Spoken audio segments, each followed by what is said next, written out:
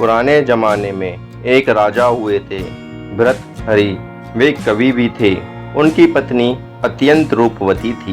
भर्तृहरि ने स्त्री के सौंदर्य और उसके बिना जीवन के सूनेपन पर 100 श्लोक लिखे, जो श्रृंगार शतक के नाम से प्रसिद्ध हैं।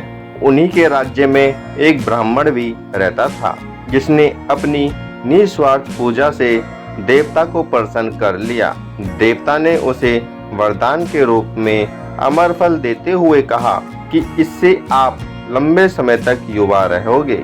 ब्राह्मण ने सोचा कि भिक्षा मांगकर जीवन बिताता हूँ, मुझे लंबे समय तक जीकर क्या करना है। हमारा राजा बहुत अच्छा है, उसे यह फल दे देता हूँ। वह लंबे समय तक जिएगा तो प्रजा भी लंबे समय तक सुखी रहेगी। वह राजा के पास गया और उसने सारी बात बताते हुए वह फल उन्हें दे आया। राजा फल पाकर प्रसन्न हो गया। राजा ने फिर मन ही मन सोचा कि यह फल मैं अपनी पत्नी को दे देता हूँ, वह ज्यादा दिन युवा रहेगी तो ज्यादा दिनों तक उसके साहचर्य का लाभ मिलेगा। अगर मैंने फल खाया तो वह मुझसे पहले ही मर जाएगी और उसके वियोग में मैं भी नहीं जी सकूंगा। उसने वह फल अपनी पत्नी को दे दिया। लेकिन रानी तो नगर के कोतवाल से प्यार करती थी। वह अत्यंत सुदर्शन, हष्ट-पुष्ट और बातूनी था। अमर फल उसको देते हुए रानी ने कहा कि इसे खा लेना, इससे तुम लंबी आयु प्राप्त करोगे और मुझे सदा प्रसन्न करते रहोगे। फल लेकर कोतवाल जब महल से बाहर निकला तो सोचने लगा कि रानी के साथ तो मुझे धन दौलत के लिए झूठ मूठ ही प्रेम का नाटक करना पड़ता है, और यह फल खाकर मैं भी क्या करूँगा। इसे मैं अपनी परम मित्र राजनर्तकी को दे देता हूँ। वह कभी मेरी कोई बात नहीं टालती, मैं उससे प्रेम भी करता हूँ, और यदि वह सदा युवा रहेगी तो दूसरों को भी सुख दे पाएगी। उसने वह फल अपनी उस नर्तकी मित्र को दे दिया।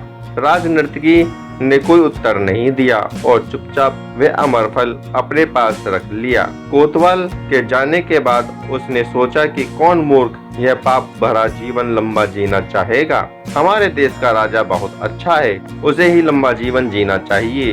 वह सोचकर उसने किसी प्रकार से राजा से मिलने का समय लिया और एकांत में उस फल की महिमा सुनाकर उसे राजा को दे दिया और कहा कि महाराज, आप इसे खा लेना।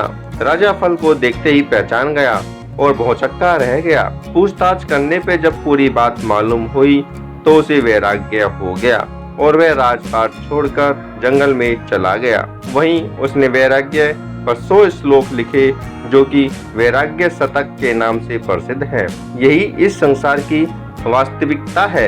एक व्यक्ति किसी अन्य से प्रेम करता है और चाहता है कि वह व्यक्ति भी उसे उतना ही प्रेम करे, परंतु विडंबना यह है कि वह दूसरा व्यक्ति किसी अन्य से प्रेम करता है। इसका कारण यह है कि संसार व इसके सभी प्राणी अपूर्ण है।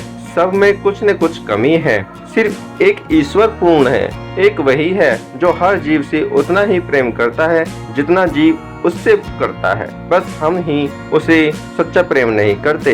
ये कहानी आपको अच्छी लगी तो वीडियो करें लाइक, चैनल करें सब्सक्राइब। Thanks for watching. जय हिंद, जय श्री कृष्ण।